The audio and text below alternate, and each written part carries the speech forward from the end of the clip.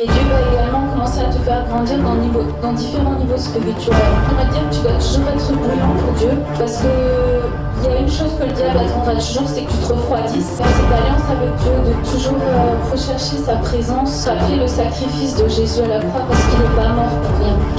Pour tout peuple, pour toute personne, de tout âge, de toute nation, de toute tribu.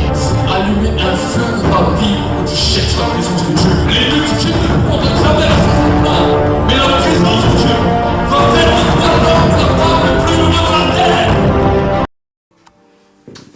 Shalom chers frères et sœurs, en vue des conséquences actuelles, je tenais à vous faire une petite vidéo pour vous parler un petit peu de différentes dimensions prophétiques que le Seigneur a pu me révéler pendant ces jours-ci, suite à différents malades avec qui j'ai pu prier. Et au vu des circonstances actuelles, nous croyons vraiment que c'est un temps où l'Église doit entendre ce que Dieu doit dire. Vous savez, nous sommes dans un temps où les hommes cherchent une solution par leur propre force. Les hommes cherchent une solution par ce qu'on leur propose. Les hommes cherchent une solution à travers la médecine. Mais nous voyons que ni la médecine, ni la proposition que les hommes donnent ne peut amener le peuple à comprendre quelle est la pensée de Dieu et qu'est-ce que Dieu veut nous dire à travers tous ces événements qui sont en train de passer. Alors avant tout, avant de commencer à vous partager ce que le Seigneur m'a dit, je tenais quand même à donner toutes mes condoléances à tous ceux qui ont pu perdre un être cher dans leur famille ou autour d'eux. Une personne qui est partie suite à ces maladies, à ces problèmes qui sont en train d'arriver à cause de ces problèmes sanitaires dans notre pays. Et je tenais quand même à tous vous donner mes sincères condoléances et tout notre soutien, que pendant ce temps, le Saint-Esprit puisse vous consoler, que le Saint-Esprit puisse vous restaurer, même si les moments que nous passons ne sont pas toujours des temps faciles.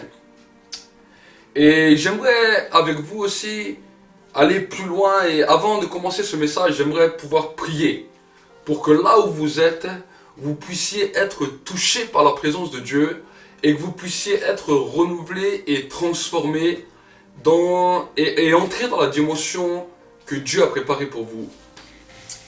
Cher Saint-Esprit, je veux réellement t'exalter, je veux réellement te rendre la gloire. Je veux te remettre ces temps, ces instants entre tes mains.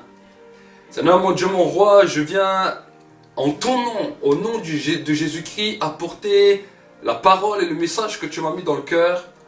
Et je te demande que tu puisses toucher et impacter tous ceux qui vont l'écouter. Et que Seigneur mon Dieu, mon roi, tu puisses réveiller les consciences. Que ceux qui n'ont pas encore fait la paix avec le Seigneur, avec le Christ, puissent à travers cette vidéo être non seulement impactés, mais puissent faire la paix avec toi. Seigneur, je te demande vraiment que l'onction puisse passer à travers les ondes. Et que Seigneur, la grâce de Dieu puisse être renouvelée de manière puissante. Et que tu puisses encore te manifester de manière puissante et exhaustive. Nous te bénissons, te rendons grâce. Dans le nom de Jésus-Christ. Amen. Alors, avant toute chose, j'aimerais un petit peu vous parler de qu'est-ce que c'est ce coronavirus qui est en train d'attaquer notre civilisation. Je parle de civilisation parce que ça ne s'arrête pas simplement à un continent. Mais nous voyons à travers le monde que ce virus est en train d'attaquer toutes les nations de la terre, qu'ils soient blancs, qu'ils soient noirs, qu'ils soient français, qu'ils soient américains, qu'ils soient arabes, qu'ils soient turcs. Nous voyons que ce virus ne connaît pas le langage de la race, mais qu'il a un seul but, c'est de détruire l'humanité, détruire les hommes. Et pour vous parler de cela, j'ai pu prier avec plusieurs personnes ces derniers temps qui étaient touchées à travers le téléphone, parce qu'on m'a contacté, j'ai pu contacter des gens qui étaient touchés par cela. Et un jour, alors que je priais avec un frère, le Saint-Esprit m'a ouvert les yeux. Et quand le Saint-Esprit m'a ouvert les yeux, j'ai vu dans l'esprit quels étaient ces esprits qui attaquaient les gens. Et j'aimerais vous dire que ce n'est pas simplement un virus ou une maladie comme les gens peuvent bien le croire, mais c'est bien un démon qui est derrière ça. Et ce que j'ai pu voir dans l'esprit, alors que je priais pour le frère au téléphone, je les ai vus d'abord par derrière. Et ce que j'ai pu voir, c'est qu'ils sont toujours, quand ils attaquent une personne, ils attaquent à deux. Il y a deux esprits qui attaquent toujours une personne. Et quand je les ai vus de derrière, ils avaient une apparence d'homme. Le corps était une apparence d'homme, de couleur brun. Et quand j'ai commencé à prendre autorité sur ces esprits, ils se sont tournés et j'ai vu leur tête. Et quand j'ai vu leur tête, ils avaient une tête de chien enragé avec des dents lacérées. Et leur but, c'était vraiment de manger les personnes, de les bouffer, de les détruire, pour que vraiment les hommes puissent mourir. Et quand j'ai pris autorité, ils se sont arrêtés et j'ai chassé ces esprits. Et ce que j'ai pu voir, c'est que chaque fois que j'ai commencé à faire ce genre de prière avec les personnes qui étaient touchées par le coronavirus, et bien le lendemain, ils n'avaient plus de fièvre et ils n'étaient plus attaqués de cette manière. Et pourquoi je vous dis ça? Parce que nous devons comprendre les choses qui se passent pour pouvoir les combattre. Alors que j'étais en prière, le Seigneur m'a dit la chose suivante, il m'a dit, tu sais, ils n'ont qu'un temps d'accès pour pouvoir attaquer les hommes. Parce que chaque chose qui se fait dans le monde spirituel, il faut savoir que dans le monde spirituel, comme d'ailleurs dans le monde naturel, si vous allez voir une personne va travailler, elle va travailler un certain temps, et au bout d'un certain temps, de quelques années de travail, cette personne va devoir arrêter pour rentrer soit à la retraite. Et chaque chose, chaque cycle que nous vivons dans la vie a un temps bien défini. Et j'aimerais vous dire que cette maladie, ces puissances des ténèbres qui s'incarnent à travers des virus, n'ont qu'un temps bien défini sur Terre. Et j'aimerais vous dire que bientôt ce temps va s'arrêter. Et quand ce temps va s'arrêter, c'est quand nous arriverons au temps de la Pâque, que là maintenant ce virus n'aura plus d'accès, parce que la Pâque c'est le temps défini dans le monde spirituel pour qu'il puisse s'arrêter. C'est-à-dire là au mois d'avril, nous allons arriver à la fin. Mais pendant que nous sommes encore dans ce combat face à ces puissances des ténèbres qui ont décidé de détruire les hommes, nous avons une mission, de les combattre. Et comment nous pouvons les combattre? Ce n'est pas la médecine qui peut combattre ça, parce que nous voyons que des gens, malgré qu'ils vont à la médecine, malgré qu'ils vont même dans les hôpitaux, meurent. Mais c'est uniquement par la prière. Et quel genre de prière? C'est la prière de délivrance. Ce n'est pas une prière de guérison que nous pouvons faire. C'est vraiment une prière de délivrance pour que maintenant ils puissent s'arrêter de combattre. Alors peut-être vous allez dire, oui, mais tu as fait une prédication la semaine dernière en nous disant que la prière ne nous protège pas. Et oui, j'aimerais vous dire que nous ne sommes pas des superstitieux. La prière n'a pas le but de protéger les gens. Vous savez, qu'est-ce que c'est la superstition? Ça veut dire que tu vas faire une déclaration, tu vas faire une petite prière, et tu vas croire que cette petite prière ou cette petite déclaration va te protéger. Jésus a dit la chose suivante: lorsque vous priez, ne soyez pas comme les païens qui croient qu'à force de répétition, vous allez être exaucés. Ne leur ressemblez pas. La prière pour nous qui sommes enfants de Dieu n'a pas le but de nous protéger, mais la prière pour nous qui sommes enfants de Dieu a le but de nous rapprocher de Dieu pour pouvoir être en contact avec le Dieu vivant. Et quand nous sommes en contact, lui va nous donner une parole, et c'est cette parole qui aura la substance de notre protection.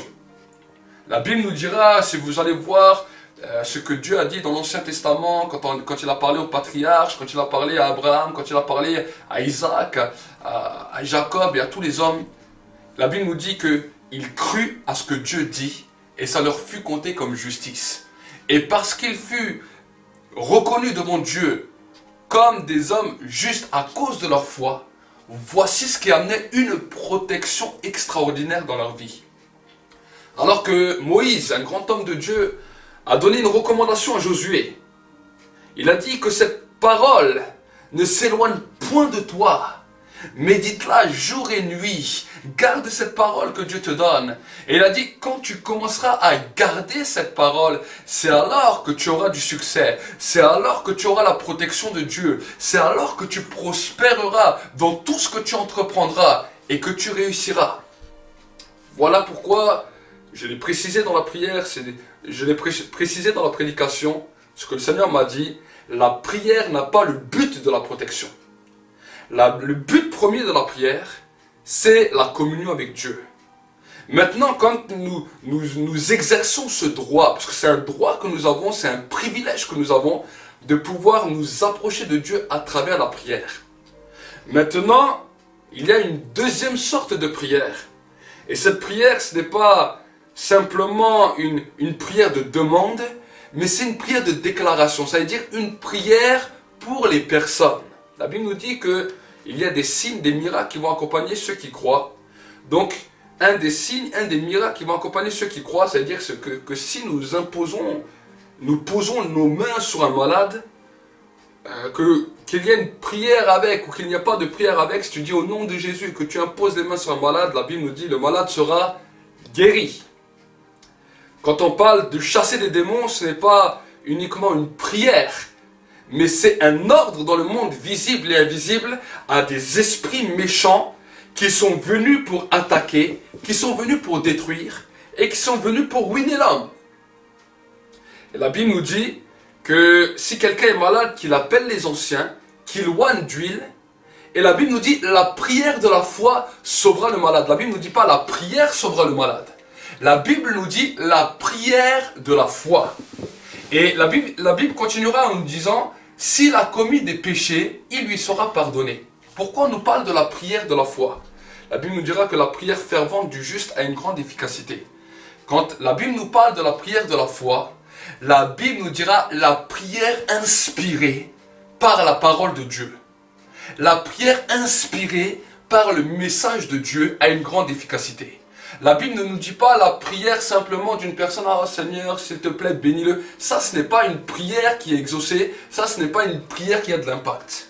La prière qui a de l'impact, c'est une prière avec une direction précise de la part de Dieu qui a une grande efficacité et qui va libérer la personne, qui va pouvoir pardonner la personne et qui va pouvoir faire qu'une personne malade, une personne dans la difficulté trouve la guérison.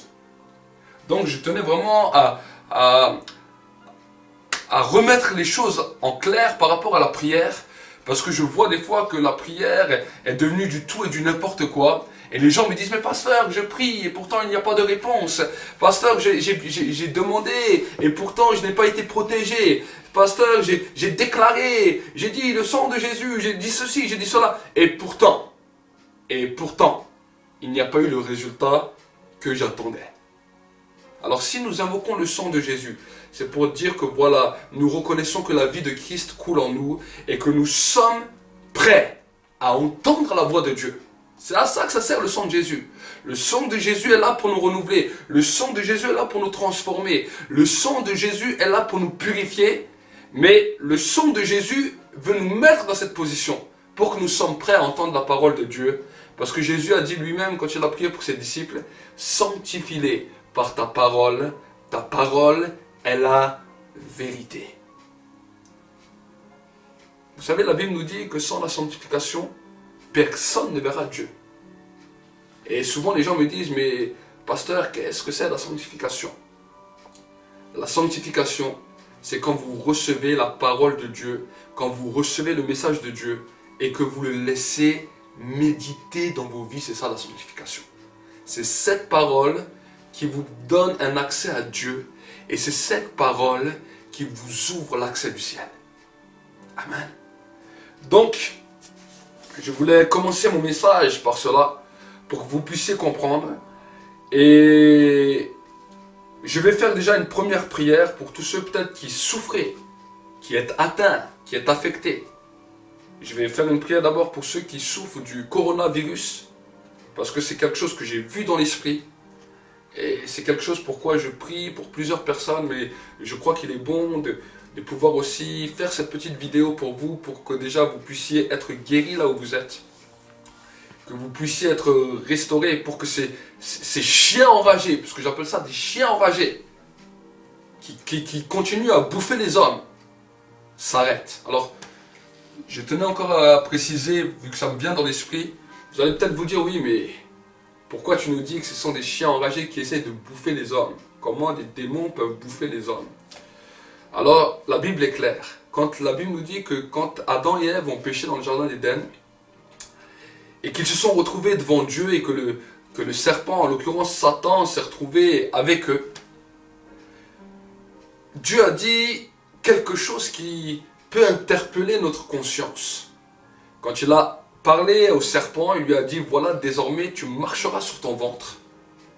C'était une parole, bien sûr physique, mais aussi prophétique. Pourquoi? Parce que Satan, avant, marchait toujours avec les honneurs, la gloire. Pourquoi? Parce qu'il était le plus beau ange dans le ciel. Mais la Bible nous dit que quand on lui dit, et tu marcheras sur ton ventre, c'est-à-dire que comme maintenant tu ne marcheras plus avec une fierté, mais tu marcheras tu marcheras plus bas que par terre, dans la honte. Et il lui dira, tu marcheras sur ton ventre et tu te nourriras de la poussière. Avant cela, le diable se nourrissait de l'orgueil. Avant cela, le diable se nourrissait de certains honneurs. Et il cherchait toujours cela pour que cela puisse le nourrir. Mais Dieu, dans le jardin d'Éden, a donné une autre parole qui allait changer et révolutionner toute chose. Il a dit à Satan, désormais, ta nourriture sera la poussière. Et alors lui, qui était là, il se dit, mais qu'est-ce que c'est la poussière? L'homme aussi qui était là, avec Adam et Ève, qui était là, qui entendait ce que Dieu disait, mais qu'est-ce que c'est la poussière? Et tout d'un coup, Dieu se tourne vers l'homme et la femme, et il leur dit une parole qui allait choquer l'humanité. C'est écrit dans le livre de la Genèse. Tu es poussière, et tu retournes à la poussière. L'homme n'a peut-être pas saisi toute la dimension dans l'esprit. Mais Satan l'a bien compris.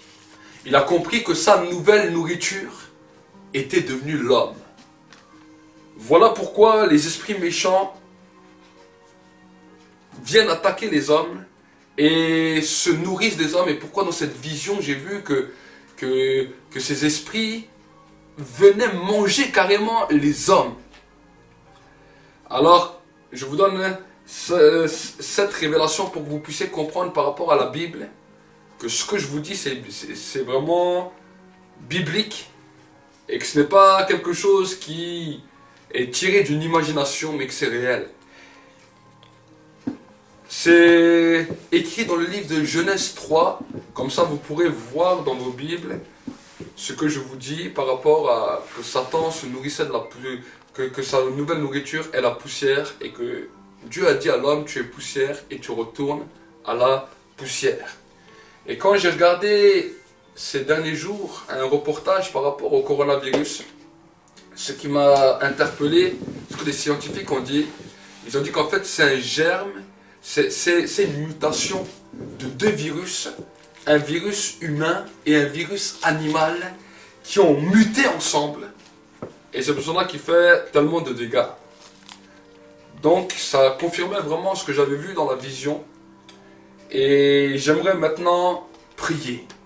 Prier pour vous mes amis, pour vous qui souffrez, pour vous qui avez été atteints par cela. Alors peut-être vous dites, mais pourquoi moi j'ai été atteint? Qu'est-ce que j'ai fait pour qu'il m'arrive? Vous savez, un esprit ne vous demande pas ce que vous avez fait. Il ne vous demande pas votre religion. Il ne vous demande pas votre couleur de peau. Il ne vous demande rien. Du moment que vous êtes un humain, vous êtes une cible potentielle. Et peut-être les gens vont se dire, mais pourquoi c'est arrivé aussi au peuple de Dieu? C'est arrivé au peuple de Dieu. La Bible nous dit, des fois mon peuple périt parce qu'il lui manque la connaissance. Il y a certaines lois dans l'esprit que nous ignorons. Et quand nous ignorons certaines choses, alors le diable utilise l'ignorance que nous avons pour pouvoir nous détruire. Si on vous dit simplement que c'est une maladie, les gens vont prier, Seigneur, que je ne tombe pas malade. Mais c'est un démon. C'est un démon. On ne dit pas que vous êtes possédé. C'est pas ce que j'ai dit. C'est un démon qui vient pour vous attaquer. C'est un démon qui vient pour vous détruire et qui vient pour vous manger. Donc voilà. C'est comme si on vous met une bête féroce, je vous donne un exemple tout bête, vous vous retrouvez devant un lion. Vous avez beau dire, oh beau lion, essayez de lui parler. Si le lion a faim, il attaque. Donc voilà, mais maintenant nous allons prier. Une prière d'autorité, une prière de délivrance pour chacun d'entre vous. Alors je vous demanderai de fermer les yeux, là où vous êtes, je pose ma main comme ça, et là où vous êtes devant vos écrans, mettez votre main sur ma main. Mettez votre main sur ma main, en signe de foi. Que ce soit avec vos ordinateurs, que ce soit avec vos téléphones, avec vos smartphones, avec la télévision. Posez votre main sur ma main et dites avec moi cette prière. Seigneur, maintenant, je viens divorcer avec tout esprit du coronavirus. Je viens maintenant devant le trône de ta grâce pour manifester cette autorité envers ces chiens enragés qui sont venus pour me manger, qui sont venus pour me détruire. Et maintenant je me tourne vers vous, chiens enragés, je vous commande, dans le nom de Jésus-Christ, d'arrêter vos œuvres maintenant. Que vous soyez maintenant arrêtés. Je vous lie, je vous paralyse. Et je vous déstabilise. Dans le monde visible et invisible. Tu n'as plus de droit sur moi. Au nom de Jésus, je détruis ton autorité. Et je brise ton pouvoir et ta puissance. Dans le nom de Jésus-Christ. Tu n'as plus de droit sur moi. Je déclare cela. Je proclame cela. Dans le monde visible et invisible. Au nom de Jésus-Christ. Amen. Mes amis, je vais encore faire une prière avec vous. Pour une prière de restauration, une prière de guérison du corps. Et une prière que toutes les lésions qui étaient sur votre vie puissent être restaurées et guéries. À travers ces meurtrissures, à travers ce que Jésus a fait, la Bible nous dit, nous sommes guéris. La Bible ne nous dit pas que vous serez guéris. La Bible nous dit que nous sommes guéris. Vous savez, le sacrifice que Jésus a fait à la croix de Golgotha n'a pas une validité pour le futur. Mais Jésus à la croix a dit tout est accompli. Il y a 2000 ans, tout est accompli. Et si nous sommes connectés avec le Saint-Esprit, et que nous sommes connectés avec sa présence pour recevoir sa parole, alors cette parole devient vivante en vous. Seigneur, je te bénis, je te rends grâce, parce que maintenant, tout esprit de chien qui est venu pour les détruire et les manger, sont liés et paralysés dans le monde visible et invisible. Maintenant, je déclare que Saint-Esprit, là où ils sont, tu les touches maintenant. Que ta présence et l'onction descendent sur leur vie. Le feu qui est là dans ce lieu, qu'il passe à travers les ondes, qu'il les visite maintenant. Et que maintenant, un grand nombre, que tous ceux qui entendent cette vidéo, que tous ceux qui ont fait cette prière soient guéris maintenant, soient restaurés maintenant, soient libérés maintenant. Mes frères et sœurs, que si vous êtes là derrière vos écrans, fermez vos yeux et vous allez souffler 7 fois. 7 fois vous allez souffler. Maintenant, allez-y. Vous allez souffler. Toutes vos forces.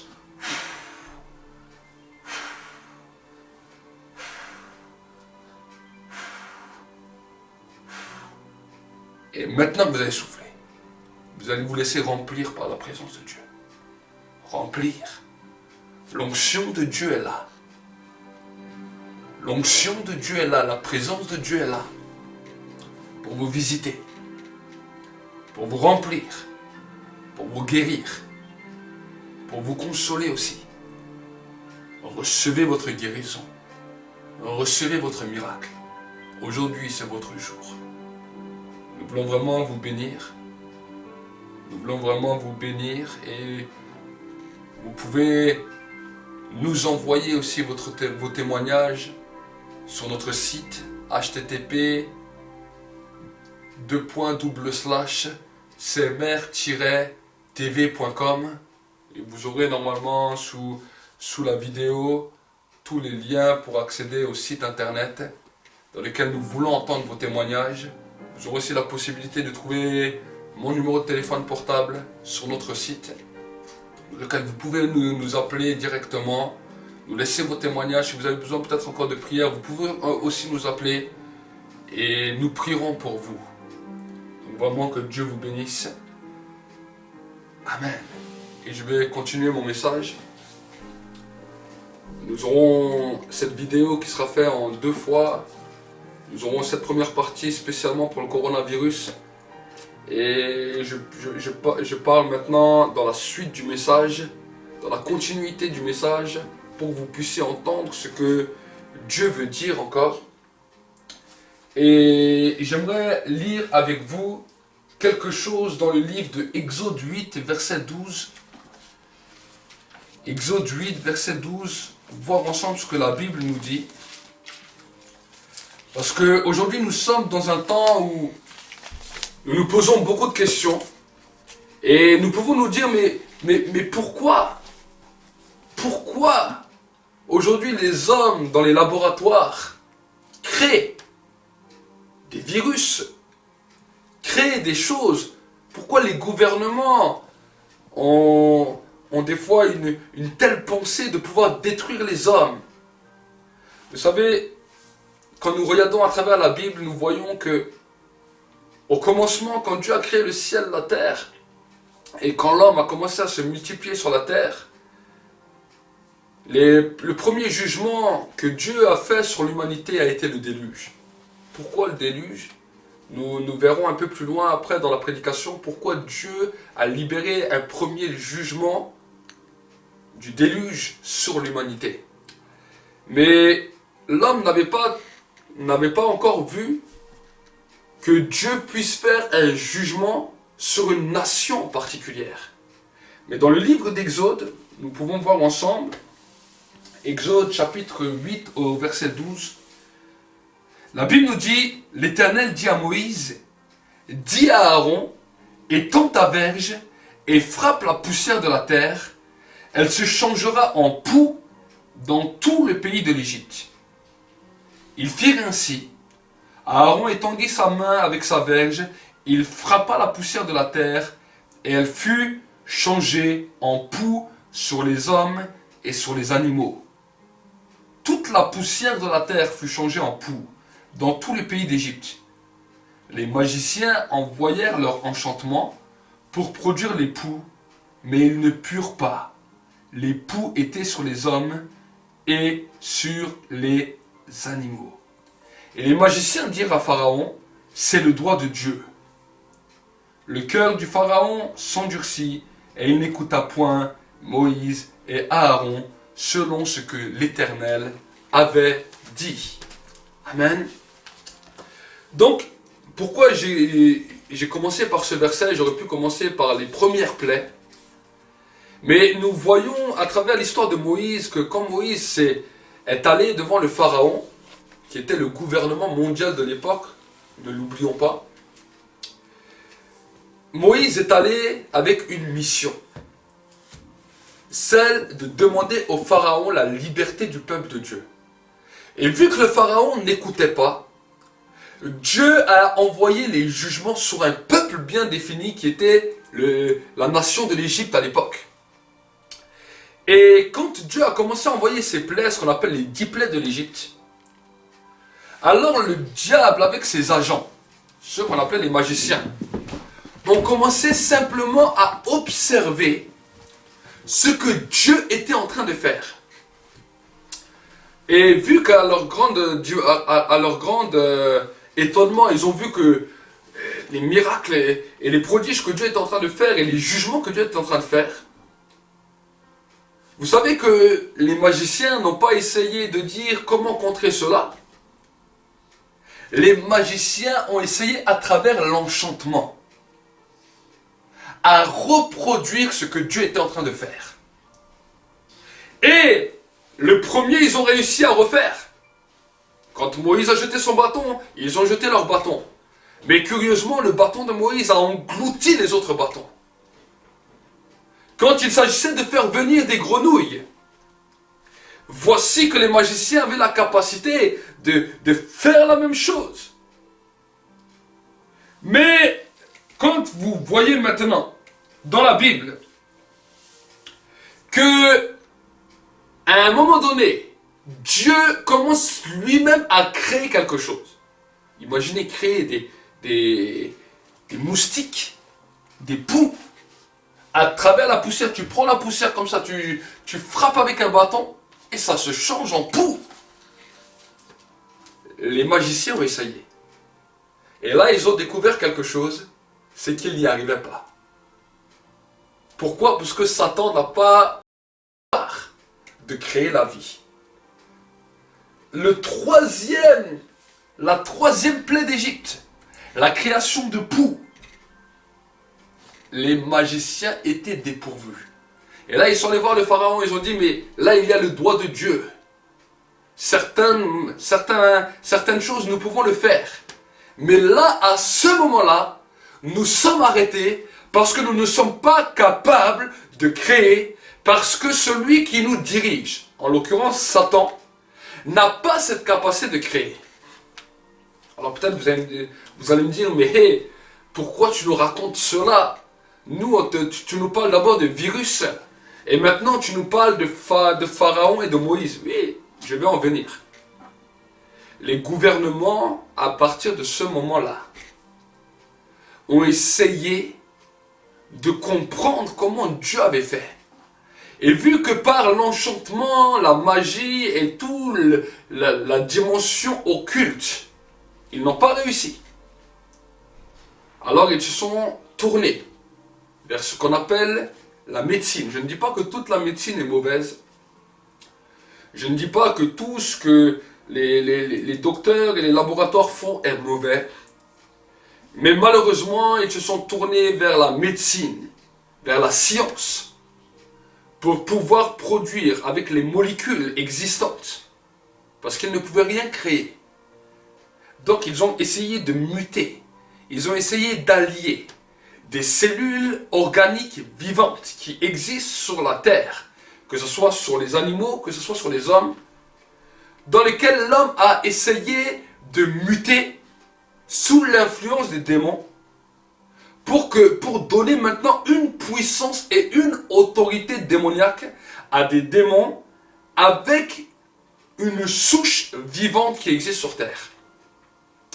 Voilà pourquoi les laboratoires ont, de tout temps, depuis leur création, commencé à muter et à changer les différentes souches, les différents virus, pour travailler pour les gouvernements à un temps défini. Quand les gouvernements décident que maintenant il y a ça à faire, alors ils vont se lancer. Et maintenant les scientifiques et tous ceux qui travaillent dans le laboratoire, beaucoup travaillent dans cette dimension. Voici pourquoi ils s'amusent à cloner, ils s'amusent à faire certaines choses pour que maintenant le diable puisse avoir un accès plus grand. Parce que ce qu'il avait vu faire Dieu du temps de Moïse avait étonné les magiciens, avait étonné le monde des ténèbres. Voilà pourquoi j'ai voulu vous parler de ça, pour que vous puissiez comprendre un petit peu comment les choses fonctionnent autour de nous. Et quand on vous parle d'épidémies, de pandémies, de choses comme ça où les hommes sont touchés, il faut toujours savoir que derrière ces choses qui, pour nous en tant qu'êtres humains, semblent anormales ou étonnantes, il y a toujours des puissances des ténèbres qui viennent agir. Et une des meilleures dimensions dans lesquelles ils peuvent agir, c'est à travers la science, à travers tous ces laboratoires qui font des expérimentations pour muter les germes des hommes, des animaux, et pour créer des monstres. Donc voilà pourquoi je tenais vraiment à vous partager cela, pour que vous puissiez comprendre dans quel genre de monde nous vivons, et quel est le genre de monde qui nous entoure.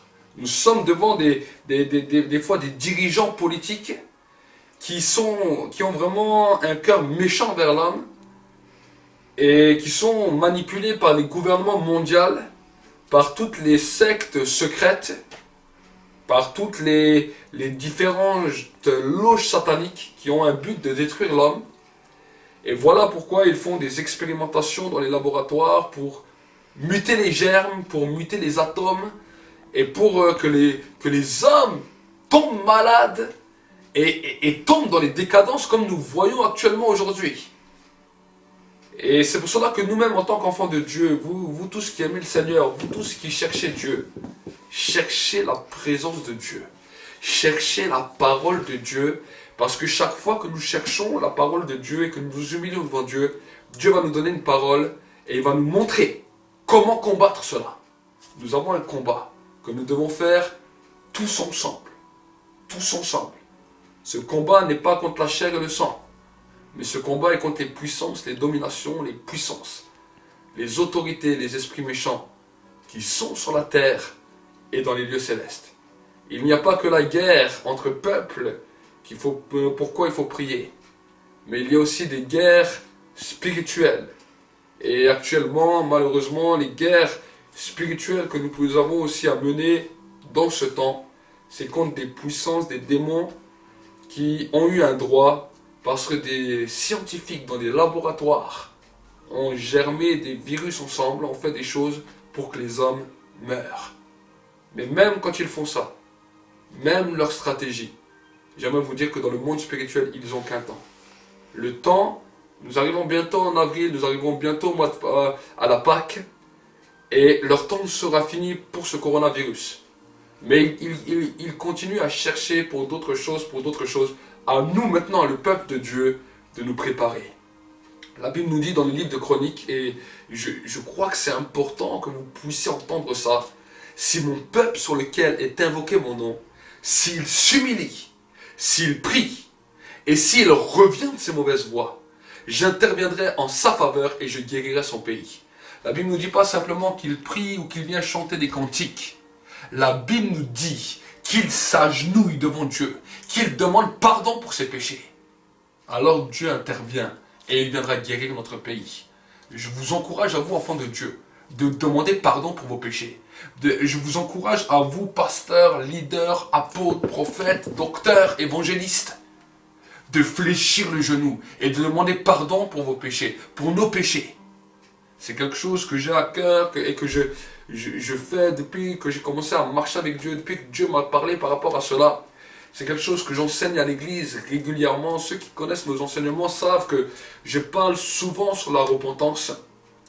Et la repentance doit être un style de vie. Ne croyez pas que parce que vous êtes enfant de Dieu, vous n'avez pas besoin de repentance. Chaque enfant de Dieu a besoin tous les jours de repentance. Nous avons tous les jours besoin que l'esprit de repentance nous touche, que l'esprit de repentance agisse encore plus puissamment dans nos vies. Pourquoi? Pour la guérison des nations. La Bible nous dira dans le livre de l'Apocalypse qu'il y a un arbre qui porte du fruit 12 mois dans l'année et les feuilles de cet arbre servent à la guérison des nations. J'aimerais vous dire que les feuilles de cet arbre, c'est la repentance de l'Église. Mais si l'Église ne se repent plus, ces feuilles commencent à sécher. Et alors comment compterez-vous, comment pensez-vous que nos nations pourront-elles guérir? Alors j'en parle au peuple français, au peuple de Dieu de France. Chaque peuple a sa mission dans le pays dans lequel Dieu l'a mis. Nous sommes tous le peuple de Dieu. Mais chaque enfant de Dieu, chaque peuple de Dieu a une stratégie, a quelque chose de spécifique dans son pays. Nous qui sommes en France, je vous parle à vous qui êtes en France et en Europe, nous avons une mission, c'est celle de nous repentir. De nous repentir de quoi? De nous repentir de nos propres péchés. De nous repentir de nos propres fautes. Que les églises de France puissent fléchir le genou pour dire, Seigneur, nous avons péché contre le ciel et contre toi. Nous nous repentons. Nous ne sommes pas là à simplement vous faire un beau sourire et vous dire, ah, tout va bien, le Seigneur va intervenir. Le Seigneur intervient à une condition, si vous vous repentez. Si vous ne vous repentez pas, le Seigneur interviendra en faveur de ceux qui se repentent. Mais si vous ne vous repentez pas, je ne vais pas vous faire de faux espoirs. Le Seigneur n'intervient que quand il voit les hommes et les femmes se repentir. Le peuple d'Israël l'avait bien compris. Chaque fois qu'Israël passait par un temps difficile, tant qu'il disait seulement des proclamations, des déclarations, rien ne changeait. Mais quand le peuple se mettait dans les sacs et dans la cendre, qu'il commençait à prier, qu'il commençait à jeûner, vous savez, le jeûne, ça a aussi cette spécifique. Le jeûne, c'est pas simplement pour dire, voilà, Seigneur, donne-moi ce que j'ai besoin. Non, non, non. Le jeûne, c'est une humilité pour pouvoir demander pardon à Dieu, pour pouvoir s'approcher de lui. Chaque fois que les enfants d'Israël faisaient ça, Dieu intervenait et Dieu leur répondait. Et je crois que Dieu, mes amis, veut vous répondre encore. Amen. Donc, je vais continuer un petit peu le message que j'ai commencé. Donc là, nous avons vu pourquoi les virus, pourquoi le monde des ténèbres a voulu faire des choses pour que les gens meurent, pour que les gens soient détruits. Mais nous allons continuer encore un peu plus loin. Et nous allons voir aussi quelque chose qui me tient personnellement à cœur. Et j'aimerais vous expliquer un petit peu les différentes chutes qu'il y a pu y avoir au ciel. Parce que dans le monde angélique, vous savez qu'il y a les anges, les archanges, les séraphins, les chérubins. Mais dans le monde angélique, quand nous lisons à travers la Bible, nous voyons qu'il y a eu deux chutes. Il y a eu une chute angélique qui s'est passée dans le ciel, et il y a eu une chute angélique qui s'est passée sur la terre. Voilà pourquoi l'apôtre Paul, quand il nous parlera du combat spirituel, dans le livre d'Éphésiens, il nous parlera des puissances, des pouvoirs, des dominations, des esprits méchants qui sont sur la terre et qui sont dans les lieux célestes. Alors souvent on peut se poser la question, mais comment se fait-il qu'il y a deux catégories, une partie qui est dans les lieux célestes qu'on appelle le deuxième ciel, et une partie qui est sur la terre. Pourquoi les choses se passent-elles de cette manière? Alors j'aimerais un petit peu vous éclairer par rapport à l'écriture, pour que nous puissions comprendre les choses, saisir les choses, et savoir même d'où les maladies et les problèmes dans la vie des êtres humains a commencé à se manifester. Parce que souvent on se pose la question, mais si Dieu existe, pourquoi certains hommes sont malades? Pourquoi certains hommes ont des problèmes? Pourquoi il y a des difformités, des fois des infirmités, des choses que nous ne comprenons pas? Alors certaines choses, bien sûr, c'est lié au péché, mais tout n'est pas toujours lié au péché. Il y a des choses que nous devons comprendre et saisir pour que nous-mêmes nous puissions avancer dans notre foi et comprendre ce qui s'est passé hier, ce qui va se passer demain, pour savoir comment vivre aujourd'hui. Et j'aimerais vous dire que dans le monde angélique, il y a eu deux chutes. Une première qui s'est passée dans le ciel, alors que la terre n'existait pas encore, que la terre n'était pas encore créée, alors que Satan était un archange, un chérubin qui amenait la louange au ciel. La Bible nous dit que là, à ce moment-là, il a commencé, vu qu'il était le plus beau dans le ciel, celui qui était le plus beau de tous les anges, il a commencé à recevoir l'adoration de certains anges, et certains anges ont commencé à l'adorer, à aller avec lui dans son orgueil. Et là, la Bible nous dit qu'il y a eu un premier nettoyage dans le ciel, dans lequel Satan et les anges qui l'ont adoré, donc il y avait de toutes différentes cultures d'anges qui sont allés avec lui, ont été éjectés sur la terre. Et la Bible nous dit que la terre était informe et vide. Et eux, ils ont été éjectés du ciel, parce que le ciel ne pouvait plus voir cette corruption que Satan, en l'occurrence Lucifer, est en train de faire au ciel. Et la Bible nous dit que quand Dieu a commencé à créer la terre, à donner à la terre une forme que nous connaissons actuellement, les montagnes, le ciel, la terre, le soleil, tout ce que vous voyez, Dieu a commencé à créer. Il a créé l'homme. Et l'homme, il l'a créé d'une manière à que l'homme puisse lui ressembler. Il a dit, faisons l'homme à notre image et à notre ressemblance. Autrement dit, l'homme était devenu un dieu sur terre, pour les animaux, pour tout ce qui l'environnait, l'homme était un dieu. Et la Bible nous dit que Satan a séduit l'homme.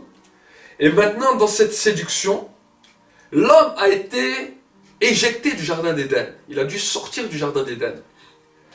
Et quand Adam et Ève sont retrouvés là, et quand ils ont commencé à avoir eu des enfants, et que ils se sont retrouvés sur terre, ben, l'homme était un petit peu dépourvu parce qu'il ne connaissait pas tout sur terre. Il ne savait pas tout ce qu'il fallait faire sur terre. Alors Dieu a envoyé une catégorie d'anges qui étaient dans le ciel, sur terre, pour pouvoir apprendre à l'homme certaines connaissances. Et vu que tout ce qui venait sur terre était appelé à mourir à cause du péché, vous savez que dès que l'homme a péché, tout ce qui était sur terre, ce qu'on appelle la vie matérielle ou la vie humaine, eh ben, était appelé à mourir. Quand ces anges sont arrivés sur terre, ils n'ont pas pris simplement la parole et ils ne sont pas venus dans la forme angélique, mais c'était des esprits qui étaient envoyés sur terre et ils ont pris une apparence humaine. Et vu qu'ils ont pris une apparence humaine, ils étaient sexués. Ça veut dire qu'ils avaient un sexe, en l'occurrence c'était des hommes, et ils sont venus sur cette terre avec une recommandation, celle d'enseigner aux hommes les choses qu'ils devaient faire, pour pouvoir vivre, pour pouvoir survivre, ce qu'ils pouvaient manger, ce qu'ils ne pouvaient pas manger. Mais ils avaient une autre recommandation de la part de Dieu, celle de ne toucher aucune fille des hommes. Ils n'avaient pas le droit d'avoir une relation sexuelle avec une fille qui appartenait aux hommes sur la terre. Et nous pouvons voir cela déjà dans la Genèse. Dans le Genèse chapitre 6, vous allez voir ce que la Bible nous dit. Et la Bible nous dit qu'ils étaient reconnus sur terre parce que sur la terre, on les appelait les fils de Dieu. Les fils de Dieu étaient descendus avec un mandat spécifique. Et les hommes qui habitaient sur terre avaient compris et avaient saisi que ces personnes-là qui venaient avaient une mission spécifique, celle de leur apprendre. Donc les hommes de la terre les appelaient les fils de Dieu. Et regardez ce que la Bible nous dit. Genèse 6, verset 1. Lorsque les hommes eurent commencé à se multiplier sur la face de la terre, et que des filles leur furent nées, les fils de Dieu, voyez, les fils de Dieu, virent que les filles des hommes étaient belles, et ils en prirent pour femmes parmi toutes celles qu'ils choisirent. Alors l'Éternel dit, c'est là où Dieu a parlé, mon esprit ne restera pas toujours dans l'homme, car l'homme n'est que chair, et ses jours seront de 120 ans. Les géants étaient sur la terre en ces temps-là, après que les fils de Dieu furent venus avec les filles des hommes, et qu'elles leur eurent donné des enfants. Ce sont des héros qui furent fameux dans l'Antiquité. L'Éternel vit que la méchanceté des hommes était grande sur la terre, et que toutes ces pensées de leur cœur se portaient chaque jour uniquement vers le mal. La Bible nous dit que ces fils de Dieu, parce qu'on les appelait les fils de Dieu, quand ils sont venus sur terre, non seulement ils avaient qu'un temps, ils n'étaient pas immortels, ils devaient aussi mourir, mais certains d'entre eux sont allés avec les filles des hommes, et quand ils sont allés vers les filles des hommes, ça a créé les géants. On a souvent entendu parler des géants, des Hercules, des Zeus, toutes ces choses qui sont dans les mythologies, que ce soit en Grèce, que ce soit en Égypte, que ce soit dans beaucoup de pays, que ce soit chez les Incas. Et ces anges qui sont venus sous forme humaine, c'est eux qui ont appris l'occultisme, l'astrologie, qui ont appris toutes ces choses qui étaient interdites. Et qui ont créé ce qu'on appelait des portes dans le monde spirituel pour que des gens commencent à invoquer les esprits et qu'ils commencent à pratiquer la divination, l'occultisme, la sorcellerie. Et en fait, ces anges ont été séduits parce qu'ils avaient eu un ordre de la part de Dieu. Ils sont arrivés sur terre, pas en tant qu'enfants, mais directement en tant qu'adultes. Mais quand ils étaient sur terre, Satan est venu et les a séduits. Et certains d'entre eux, je ne dis pas tous, mais certains d'entre eux ont été séduits et ont accepté. Voilà pourquoi que quand Jésus est venu sur terre, Satan ne s'est pas privé de le séduire. Parce qu'il s'est dit, si j'ai réussi à séduire des anges qui sont venus sur terre, lui qui est Dieu, qui est le Fils incarné de Dieu, j'arriverai aussi. Mais la Bible nous dit qu'il n'a pas réussi parce que Jésus lui a résisté. Amen. Alors, voilà un petit peu l'histoire. Pourquoi je dis cela? Parce que quand ce mélange a commencé, ce qu'on appelait l'homme a commencé à se mélanger, et il y a eu quelque chose qui a été dans la génétique de l'homme modifié. L'homme et la dimension angélique se sont mélangés, ça a créé des géants, c'est là où ça a commencé à dérégler le corps de l'homme, et c'est là où l'homme a commencé à connaître la maladie, c'est là où l'homme a commencé à connaître l'infirmité, c'est là où le corps de l'homme a commencé à se détériorer, parce que quand Dieu a vu ça, il a dit, mon esprit ne pourra pas rester éternellement dans l'homme. Jusqu'avant ce jour-là, l'homme pouvait vivre jusqu'à 1000 ans. Mais à cause de ce problème, les jours de l'homme ont descendu à 120 ans. Et à partir de ce moment-là, c'est là où l'homme a commencé à avoir des sérieux problèmes. C'est pour cela que quand Jésus est venu sur la terre, et que quand il fut rempli du Saint-Esprit, une de ses premières missions, ça a été de chasser les démons et de prier pour la guérison de ceux et celles qui souffraient. Jusqu'à aujourd'hui, il le fait encore. Donc voilà un petit peu pour l'histoire, pour que vous puissiez comprendre les choses. Mais vu que ces esprits-là, qui étaient habitués à vivre dans un corps, le jour où leur temps était fini sur terre et que la mort les a frappés, ces esprits-là sont devenus des esprits errants, vu qu'ils étaient des démons. Ils sont devenus des esprits déchus, parce qu'ils ont désobéi à la voix de Dieu. Et en désobéissant à la voix de Dieu, eh ben, ça les a amenés dans une situation dans laquelle ils étaient errants, et vu qu'ils avaient l'habitude de vivre dans un corps, ces esprits ont commencé à vouloir posséder des corps. Voilà pourquoi aujourd'hui, dans notre temps, nous trouvons des gens qui peuvent être possédés. Parce que ces esprits-là ont le désir toujours de vivre dans un corps, d'habiter dans un corps, et ils veulent trouver n'importe quelle situation pour pouvoir habiter dans un corps. Alors on peut parler d'un corps animal ou d'un corps humain. Voilà pourquoi en tant qu'enfants de Dieu nous exerçons la délivrance, et voilà pourquoi nous travaillons par rapport à ça.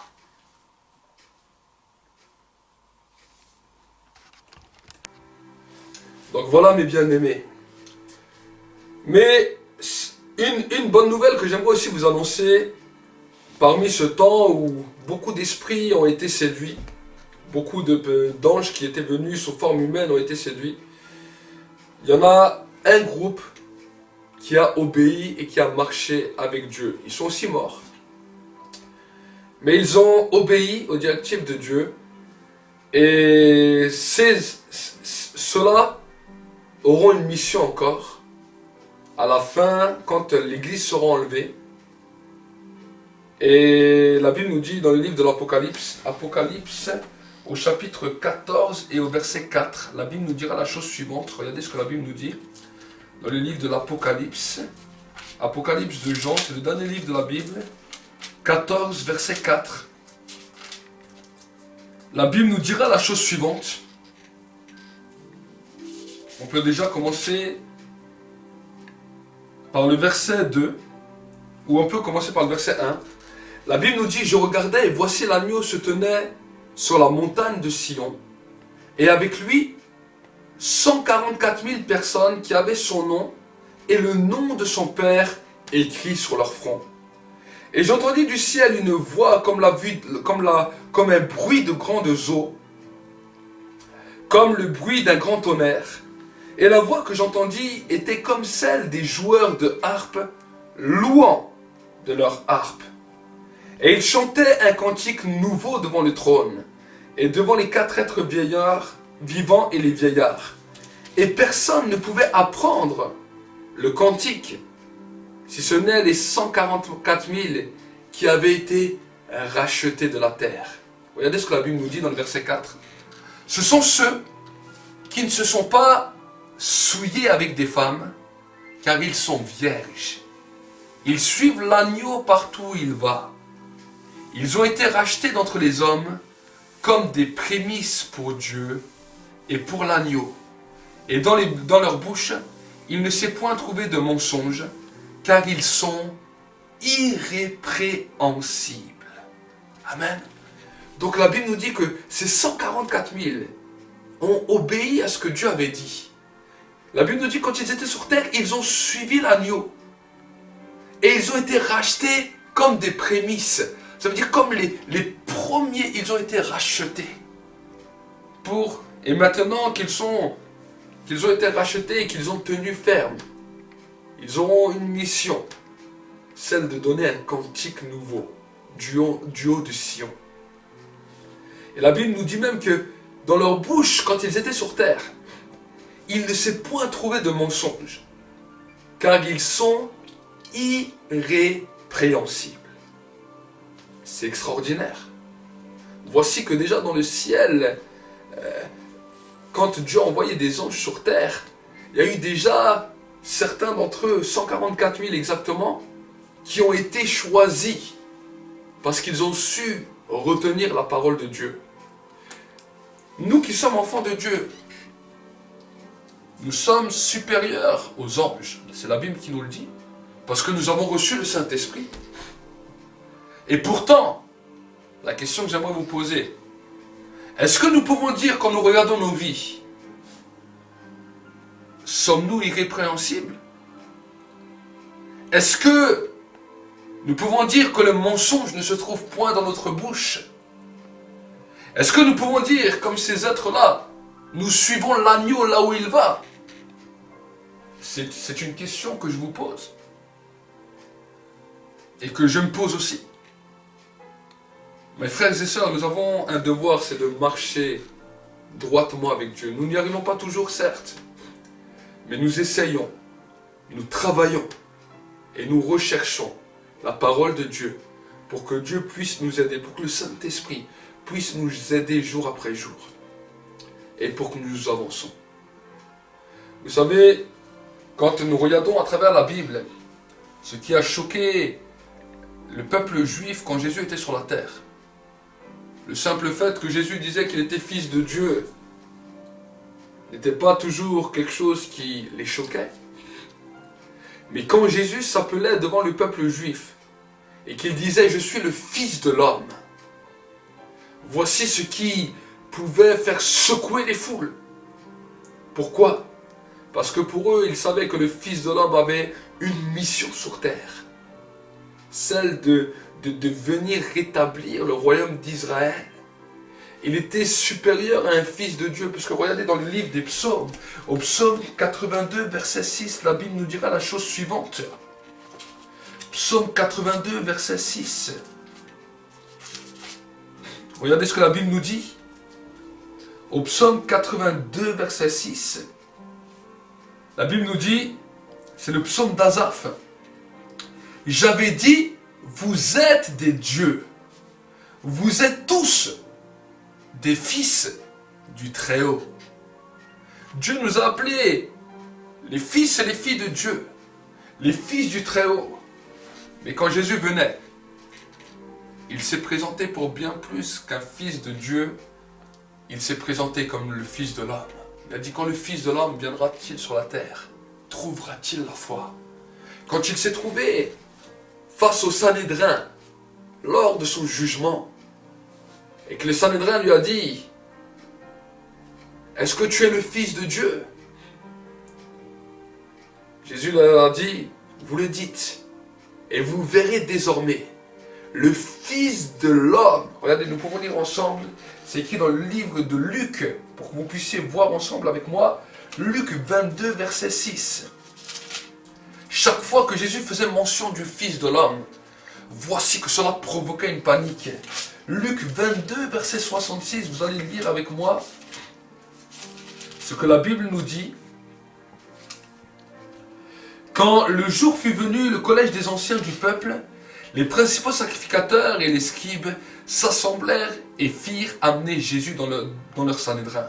Et ils dirent, « Si tu es le Christ, dis-le nous. » Jésus leur répondit, « Si je vous le dis, vous ne me croirez point. Et si je vous interroge, vous ne me répondrez pas.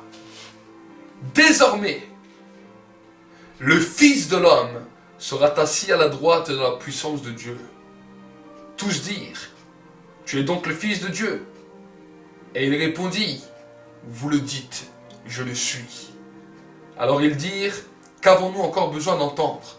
Nous l'avons entendu de nos bouches. » Amen. Chaque fois que Jésus parlera du Fils de Dieu, vous pourrez voir dans le livre des Actes des Apôtres, alors que Étienne était en train de comparaître, tout le temps qu'il leur parlait des Écritures, le peuple ne disait pas grand-chose, bien qu'il commençait à s'énerver. Mais quand il a commencé à dire « Je vois le Fils de l'homme à la droite du Père », là la Bible nous dit qu'ils étaient enragés, qu'ils ont pris des pierres et ils l'ont lapidé. Le nom Fils de l'homme a un impact puissant. Parce que Jésus était non seulement Fils de Dieu, mais les anges qui étaient descendus sur terre, on les appelait aussi Fils de Dieu. On leur disait que c'était les Fils de Dieu. Mais Jésus était aussi Fils de l'homme. Pourquoi Fils de l'homme? Parce qu'il est né bébé. Et qu'en naissant bébé, il fut le premier bébé parfait venu sur terre.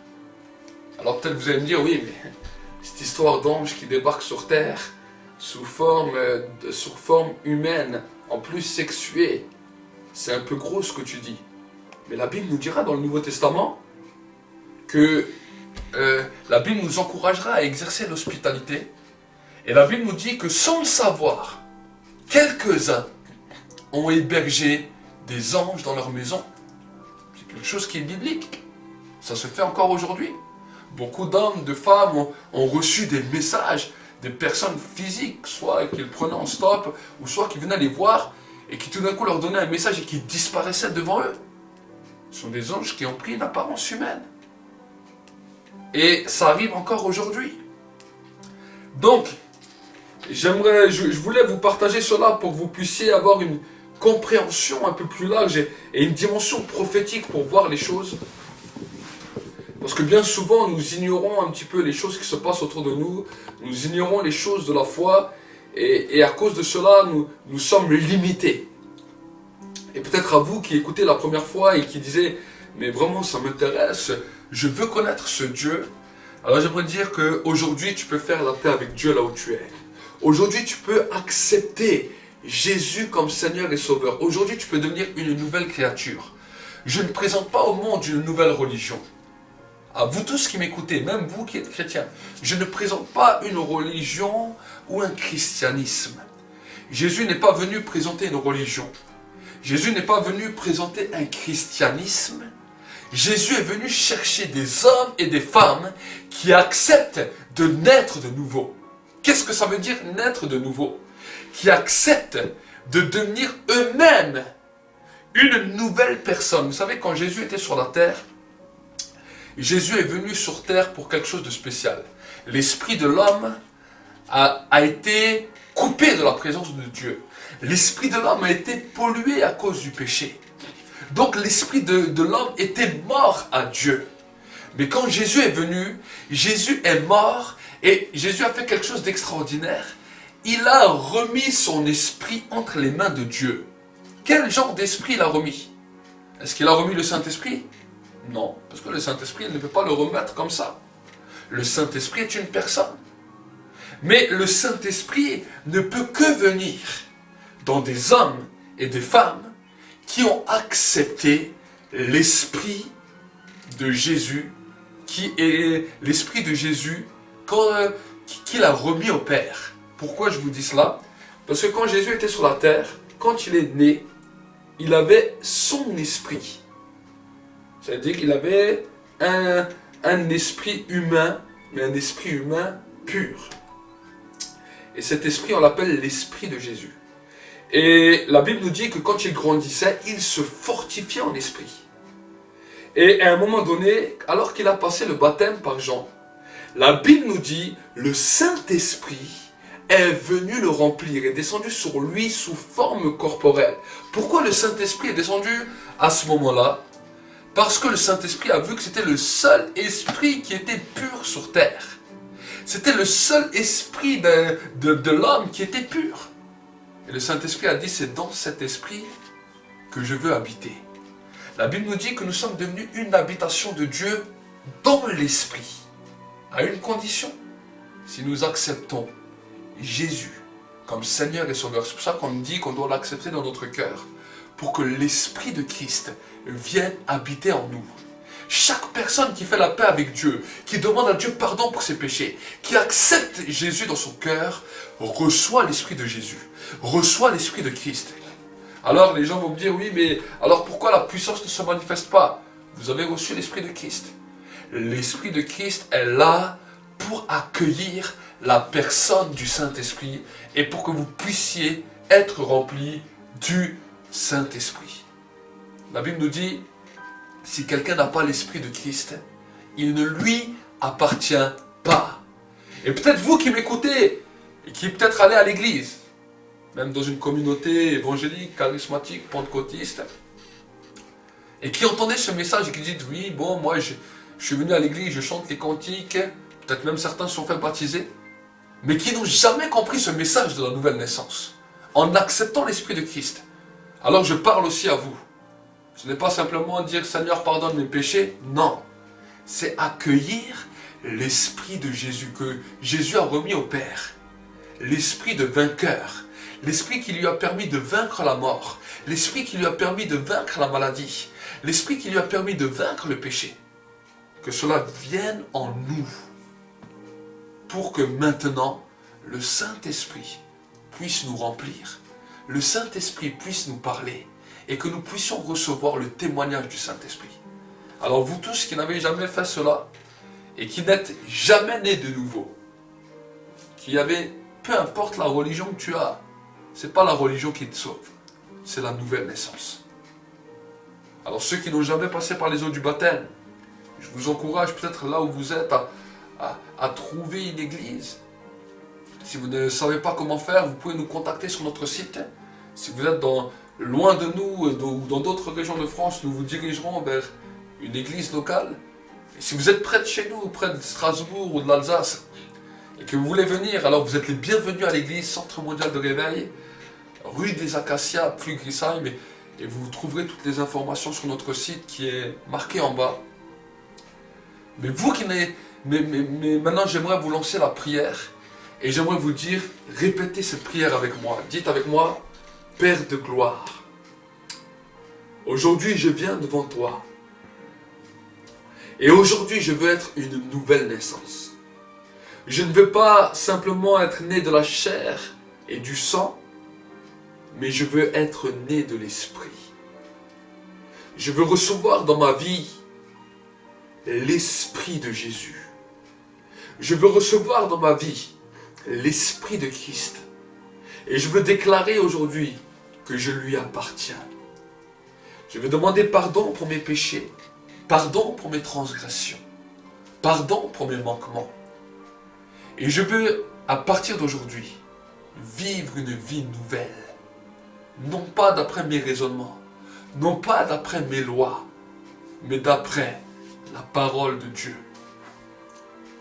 Aujourd'hui, je crois dans mon cœur et je confesse de ma bouche que Jésus-Christ est mort sur la croix pour mes péchés, que son sang a coulé pour me racheter, et qu'il est mort et ressuscité pour que je puisse recevoir son esprit et hériter de la vie éternelle. Aujourd'hui, je veux déclarer que mon nom est inscrit dans le livre de vie et que je suis prêt pour recevoir le Saint-Esprit et sa visitation dans ma vie. Au nom de Jésus-Christ. Amen. À vous tous qui avez fait cette prière, Je vous souhaite la bienvenue dans la famille de Dieu. Les anges dans le ciel sont heureux de vous accueillir.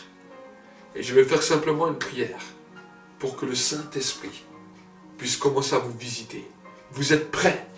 Vous êtes des hommes et des femmes prêts à recevoir le Saint-Esprit, à recevoir la visitation. Parce que le Saint-Esprit ne vient que là où il y a l'Esprit de Christ. Il peut faire des fois des vents, mais il ne demeure que là où il y a l'Esprit de Christ. Cher Saint-Esprit, tu vois tous ceux qui ont fait cette prière. Remplis-les maintenant. Touche-les maintenant. Que l'onction maintenant soit libérée. Et que ta grâce les remplit. Seigneur, je veux réellement te bénir. Et te rendre la gloire pour tout ce que tu accomplis. Et pour tout ce que tu fais. Dans le nom de Jésus-Christ. Amen. Que Dieu vous bénisse. Et Dieu va également commencer à te faire grandir dans différents niveaux spirituels. On va dire que tu dois toujours être bouillant pour Dieu, parce que il y a une chose que le diable attendra toujours, c'est que tu te refroidisses. Dans cette alliance avec Dieu, de toujours rechercher sa présence, rappeler le sacrifice de Jésus à la croix, parce qu'il n'est pas mort pour rien. Pour tout peuple, pour toute personne, de tout âge, de toute nation, de toute tribu. Allumer un feu dans ta vie où tu cherches la présence de Dieu. Les deux tu ne pourront jamais la faire.